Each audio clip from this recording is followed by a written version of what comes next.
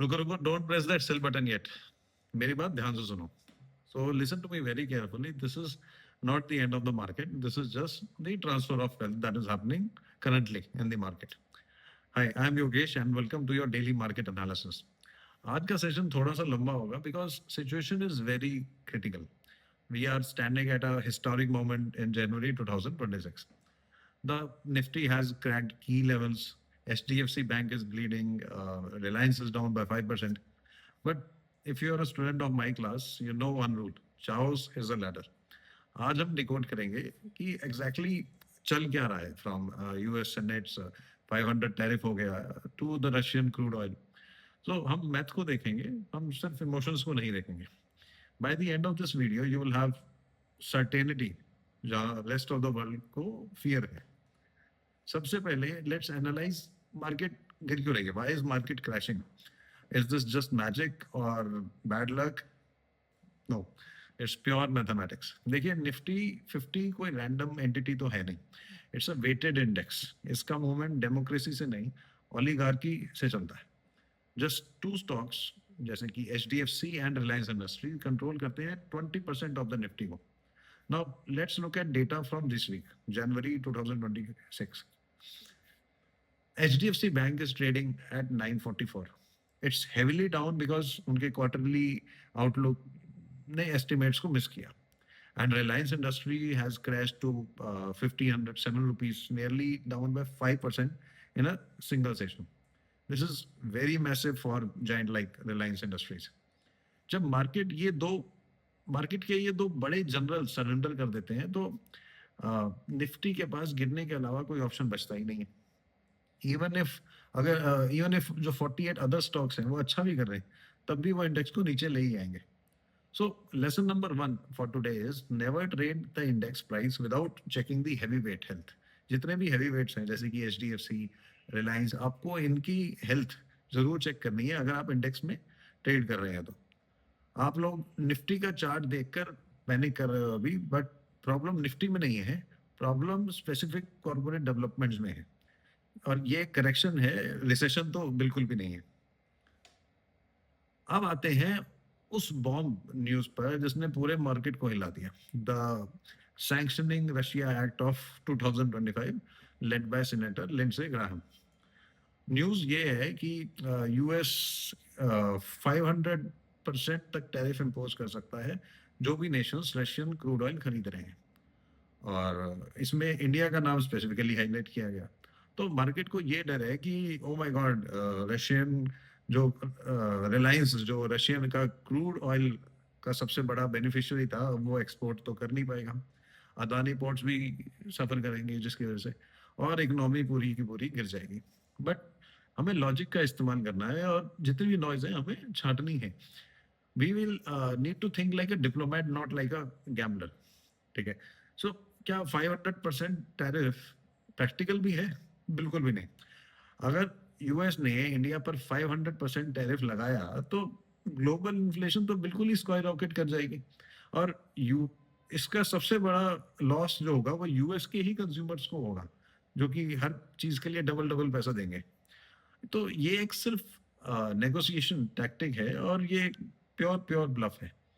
रिलायंस ने already Russian oil imports जनवरी 2026 में पहले से ही हॉल्ट कर दिए थे सेफ खेलने के लिए. So they are playing it very smart and they are derisking. The market pricing is in a worst case scenario जो कभी होगा ही नहीं. China is also buying oil. Europe is also buying oil by third parties. So why is India being targeted? Because India is a soft target for negotiation. So remember lesson number 2: market always overreact to geopolitical fear. Smart money जो foreign और domestic institutional investors को पता है कि ये temporary चीज है, तो ये दोनों अभी रिलायंस और HDFC को डिस्काउंट पे उठा रहे हैं जब आप इनको पैनिक में एग्जिट कर रहे हैं. अब आ जाते हैं चार्ट्स पर, जिनका लेवल्स की बात कर लेते हैं. टेक्निकली डैमेज तो हुआ है एंड यस इट विल, मैं झूठ तो नहीं बोलूंगा. निफ्टी क्लोज हुआ एट साइकोलॉजिकल मार्क ऑफ 26,000 के भी नीचे से क्लोज हुआ. इनफैक्ट उसने तो 25,900 पे क्लोज हुआ. द ट्रेंड तो बेरिश है शॉर्ट टर्म में. The supports at 26,200 and 26,000 that also have been broken. But look at the indicators. Look at the RSI, Relative Strength Index. We are deep in the oversold territory. अभी हम सबसे ज्यादा बिकी हुई territory में खेल रहे हैं. मार्केट सीधा नीचे गिरता एंड इट लाइक मार्केट कभी सीधा नीचे तो गिरता नहीं. It moves in waves. जब रबर बैंड को आप इतना स्ट्रेच कर देते हो तो पैनिक सेलिंग में तो वो स्नैपबैक करता ही करता है. करंटली ग्लोबल मार्केट्स आर काफी काफी अनस्टेबल है. Have you checked the S&P 500? Have you checked European markets? I have checked it, and they are not bleeding like this. This tells me this is an Indian specific sentiment crash. And history गवाह है, India specific panic crashes are best buying opportunities. So we are seeing a divergence. Value investors are looking at IT stocks which are very resilient. Defensive stocks are building up, and weakness is concentrated. So do not mistake a sector rotation for a market crash. ये market crash नहीं है. तो अब सुनो सबसे important बात. The holy grail of this month, this year, Sunday, Union Budget will be presented on February 1st, 2026. It is very rare for the budget to be presented on Sunday, and expectations are very, very high. And this is your secret strategy. आप historical data उठा के देख लीजिए. जब भी market budget से पहले गिरती है, like it's doing right now in January, the budget day usually triggers a massive short covering rally. Budget वाले दिन मार्केट पूरा का पूरा उठता है. व्हाई? क्यों उठता है? बिकॉज मार्केट ने ऑलरेडी सारी नेगेटिविटी प्राइस इन कर ली है. जैसे कि अभी 500% टैरिफ प्राइस इन हो गया है. HDFC रिजल्ट्स प्राइस इन हो गए हैं. Reliance petrol halts price in हो गया. नाउ अगर prime minister announce even one positive thing, अगर now if the finance minister announces even one positive thing, maybe tweak in capital gains, maybe infrastructure push, the market has no reason to go down. It will and have to explode upwards. So this is one famous crying baby theory कि market जितना रोएगा finance ministry उसे उतनी ही बड़ी positive announcement की उम्मीद से ऊपर उठाने की कोशिश करेगी.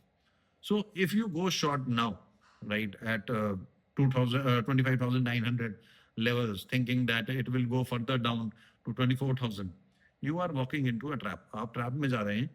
बजट के दिन आपके शॉर्ट्स डेफिनेटली स्क्वीज इन हो जाएंगे. So what is the final verdict? What should you do tomorrow morning? कल सुबह आपको क्या करना है? So do not, number one, do not create fresh shorts. Risk reward is heavily against you at these levels. Number two, watch Reliance and HDFC. जैसे ही they will stabilize, Nifty will have to fly. Number three, wait for a U-turn. Let the market form a base. Don't catch the falling knife, but be ready to pick it up from the floor. Stock market में news सब पढ़ते हैं. Stock market में news सब पढ़ते हैं, पर noise filter करना सिर्फ एक्सपर्ट्स को ही आता है. गैम्बलिंग मत करो. प्रोफेशनल ट्रेडिंग सीखो, लॉजिक के साथ, डेटा के साथ. अगर आपको लगता है कि एनालिसिस आपके ट्रेडिंग करियर को बचा सकती है तो अभी सब्सक्राइब का बटन दबाओ, hit the bell icon, and don't let the fear win. Stay discipline, and I will see you in the next video.